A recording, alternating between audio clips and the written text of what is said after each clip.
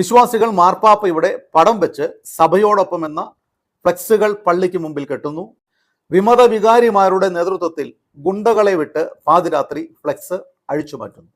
പിടിവിടാതെ പാവം വിശ്വാസികൾ അതേ രാത്രി തന്നെ പുതിയ ഫ്ലെക്സ് പ്രിന്റ് ചെയ്ത് പള്ളിക്ക് മുമ്പിൽ വീണ്ടും കെട്ടി കത്തോലിക്ക സഭയ്ക്കും മാർപ്പാപ്പയ്ക്കുമുള്ള ഐക്യദാർഢ്യം പ്രഖ്യാപിക്കുന്നു. പ്രസാദഗിരി ഇടവകയിലാണ് ഈ സംഭവം. ചിത്രങ്ങളിലേക്കും പ്രതികരണങ്ങളിലേക്കും. പ്രസാദഗിരി ഇടവകയിലെ 97% കുടുംബങ്ങളും മാർപ്പാപ്പ അംഗീകരിച്ച ഏകീകൃത കുർബാനയ്ക്ക് അനുകൂല നിലപാട് സ്വീകരിച്ചിരിക്കുന്നവരാണ്. എന്നാൽ ആ മാർപ്പാപ്പയ്ക്കും സഭയ്ക്കും ഐക്യദാർഢ്യം പ്രഖ്യാപിച്ചുകൊണ്ട് പ്രസാദഗിരി ഇടവകയിലെ ഒന്നടങ്കം ഇടവക ജനങ്ങളും ഇന്ന് ഒരു ഫ്ലെക്സ് കെട്ടി പള്ളിയുടെ അങ്കണത്തിൽ കെട്ടുകയുണ്ടായി.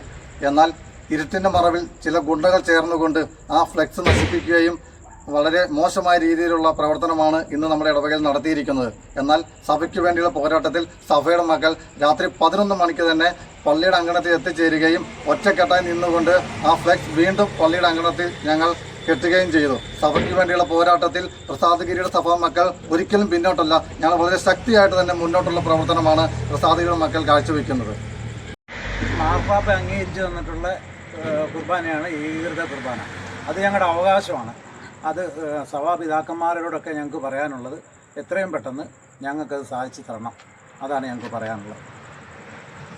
ഈശോ മിശിഹായ്ക്ക് സ്തുതിയായിരിക്കട്ടെ. ഇതിനു മുമ്പും പ്രസാദഗിരി ഇടവകക്കാരെക്കുറിച്ച് പല വീഡിയോകളിൽ പല വട്ടം ഞാൻ സൂചിപ്പിച്ചിട്ടുണ്ട്. കാരണം എറണാകുളം അങ്കമാലി അതിരൂപതയിലെ എല്ലാ ഇടവകക്കാർക്കും മാതൃകയാക്കാവുന്ന പ്രവർത്തന രീതികളും ശൈലികളുമാണ് ഈ പാവം സാധാരണക്കാരായ പ്രസാദഗിരി ഇടവകക്കാരുടെ മുഖമുദ്ര. പ്രസാദഗിരിക്കാരെ അഭിനന്ദിക്കാതെ വയ്യ. ഒരു ഇടവക ജനം മുഴുവൻ പരിശുദ്ധ കുർബാനയ്ക്ക് വേണ്ടി ഒറ്റക്കെട്ടായി നിന്നിട്ടും അവരെ നഖശികാന്തം എതിർക്കുന്ന ഇടവക വികാരി.